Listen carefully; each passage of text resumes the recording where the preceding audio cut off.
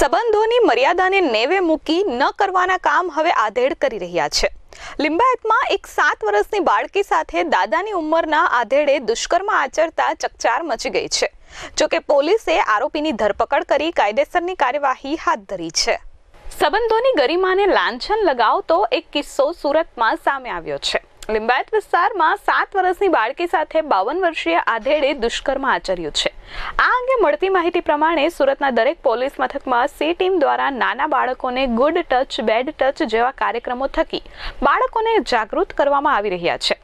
ત્યારે લિંબાયત વિસ્તારમાં એક 7 વર્ષીય બાળકી પોતાના મિત્રના ઘરે રમવા માટે ગઈ હતી ત્યારે તેની સાથે જાતીય સતામણી થઈ હતી। બાળકીએ ઘરે આવી ઘટનાની હકીકત પોતાની દાદીને કહી હતી। બાળકીએ પોતાની દાદીને વાત કરતા કહ્યું હતું કે હું પ્રિન્સના ઘરે રમવા ગઈ તે વખતે પ્રિન્સના દાદા ઘરના નીચેના ગોડાઉનમાં લઈ ગયા હતા અને મને ખોળામાં બેસાડી જાતીય સતામણી કરી દુષ્કર્મ આચર્યું હતું। બાળકીની વાત સાંભળી દાદીના પગ તળેથી જમીન સરકી ગઈ હતી।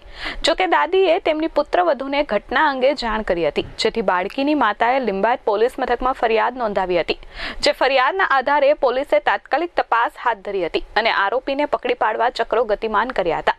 પોલીસે ગણતરીના કલાકોમાં આરોપી મહેન્દ્રભાઈ અશોકભાઈ શાહની ધરપકડ કરી કાયદેસરની કાર્યવાહી હાથ ધરી છે। સ્ટેશન વિસ્તારમાં રહેતા એક બેને આવી અને ફરિયાદ નોંધાવી હતી કે એમની નાની દીકરી સાથે એમના જ પડોશમાં રહેતા એક વ્યક્તિએ અડપલા કર્યા હતા દીકરીના। એને સૃષ્ટિ વિરુદ્ધનું એના સાથે કૃત્ય પણ કર્યું હતું અને જે બાબતને લઈને જ્યારે દીકરીએ આ બેનને જાણકારી આપી તો બેને પોલીસ સ્ટેશનમાં આવી અને ફરિયાદ નોંધાવી હતી। પોલીસે આ બાબતને ગંભીરતાથી લઈ તરત જ એક્શનમાં આવી હતી અને તરત જ જે આરોપી છે એને પકડી પાડ્યો હતો।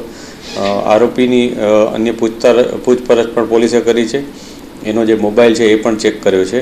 એની મોબાઈલની ડિટેલ પણ અમે મેળવી છે અને આ બધી વિગતો અમે FSLમાં પણ મોકલવામાં આવનાર છીએ। આ ઉપરાંત જે નવી જે ભારતીય ન્યાય સંહિતાની કલમો છે કે જેમાં 64(2), 65(2), 351 વગેરે મુજબની કલમ ઉપરાંત પોક્સોની કલમ 3, 4, 6 વગેરે કલમો ઉમેરીને આ ગુનો દાખલ કરવામાં આવ્યો છે અને આ ઉપરાંત જે દીકરીનું સ્ટેટમેન્ટ હોય છે એ પણ લેવામાં આવનાર છે જે BNSSના નવા નિયમો અનુસાર લેવામાં આવનાર છે। Bureau report S24 news Surat.